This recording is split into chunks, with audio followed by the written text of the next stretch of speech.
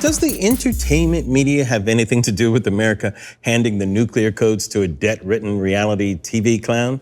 I don't know. Maybe. Here to talk about politics and entertainment is Emmy Award-winning actor from The Handmaid's Tale and, of course, from the classic The West Wing, Bradley Whitford. Hey, Bradley, welcome to the show. So great to see you. Thank you, Larry. I'm thrilled to be here, thrilled to see you. One of the reasons I wanted to have you on was to talk about the entertainment side of media and its influence on politics. And what's great about you is you were once on a liberal fantasy show, and now you're on kind of a fascist fantasy show. So, I'm shooting a documentary. Yes. So my question is, which way is our country headed, Brad? Please tell me which direction, West Wingy or Handmaidy? I know it's a horrible trajectory that I am tracking from West Wing to get out to this. Yes. I think a part of the reason that we have minority rule and an insane person in the White House is because there's something we can learn from the right.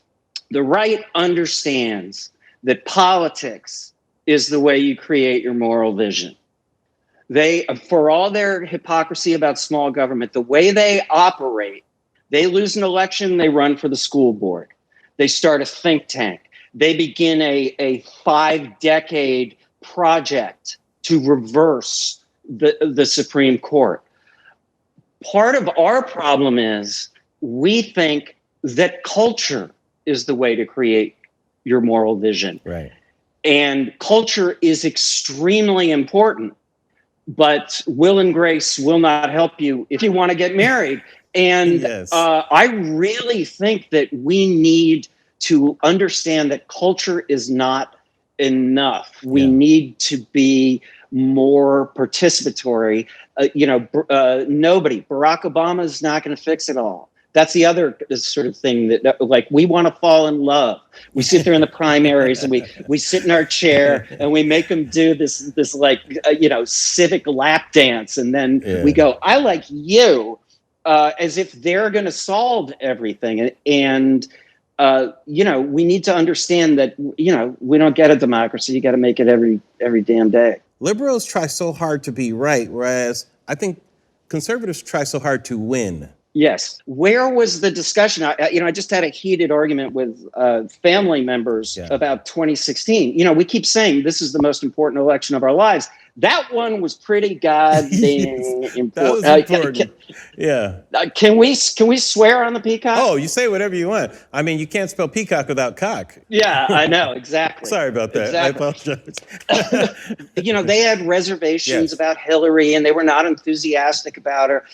And the truth is, the Republicans had a lot of reservations about Donald Trump. You think? But then they realized, oh my God, this is a delivery system for the courts and for this tax cut. Yeah. And I think part of the reason we're at a disadvantage, Larry, is that basically the Koch conservative movement is defending business interests. All their economic policy is based on this Orwellian idea that the rich are victims. Yeah, for them, politics is not an extracurricular. It's part of their business day. And we on the left tend to think of it as sort of a sentimental extracurricular that we need to be seduced into participating in. And that's what we need to change. The other thing going on here that is so difficult I keep thinking this is like an Al-Anon situation. Yeah. It's like daddy is nuts. And daddy is clearly using, and mommy, like Lindsey Graham, is going like, get in the van, kids. And we're like, he's killing us. He's killing us. It's a very disorienting. Let me get your take on this. Laura Ingraham famously said, shut up and sing for her book, and even to LeBron, shut up and dribble.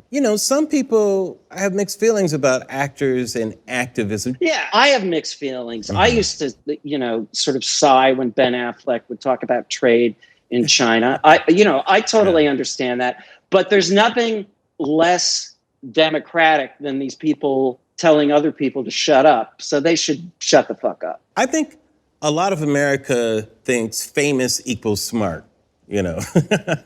Like Trump is famous, therefore maybe he could run the government. No, no. But do you think Trump has kind of busted that open in a way that we can't go back? Like opening the door for somebody like Kanye or The Rock to become president? Like people who can jump right from like media entertainment into something like the presidency. It is just amazing to me that, as someone who's on the receiving end of like, shut up, you low, information, Yes. libtard, like they have fallen deeply in love with, and it's a really tough contest, Larry, the worst human being in show business. Yeah. I have always said, you should get a star. If you're going to go to Hollywood to get somebody to run the country, get a line producer because they don't need attention and they get it all done. Exactly. They make all sorts of difficult decisions. No, it's completely insane. Can I ask, have you read, I just finished this morning, Caste, Isabel Wilkerson's book? Absolutely. I had her on my podcast, in fact. Oh my God. That is one of those books that makes you realize how Trump was able to do this, because the question, as I think she says, is would we rather maintain a white hierarchy or would we rather have a democracy? And amazingly, it may not be amazing to people of color, but to this parody of a white liberal, amazingly, it's a very close call. Well, yeah. Well, from my perspective, it's just something that's been ingrained for so long that it's been doubled down in entertainment. You know, everything from the myth of the American West to the people who are always in charge to the black person dying first in the horror movies. You know, we have told people what racial hierarchies are, and patriarchal hierarchies where men are more important than women. We've done it so much through media and that sort of thing. It's amazing that people can even be sane after all these years and be able to think clearly about some of these things. By the way, I think, for every, 12 Years a Slave or Schindler's List, where Hollywood comes together and says, look at the power of film and art. For every one of those, there's 200 movies filled with stereotypes and killing people as entertainment. In that way, we have perpetuated some horrible, horrible stereotypes. Let's just hope in a couple of weeks we're not going to see a sequel. Let's just hope that we have a new movie coming into the multiplex coming up. Starring Biden and Harris. We got to do it. We got to do it, Brad. We got to do it. There's no alternative. There's no alternative.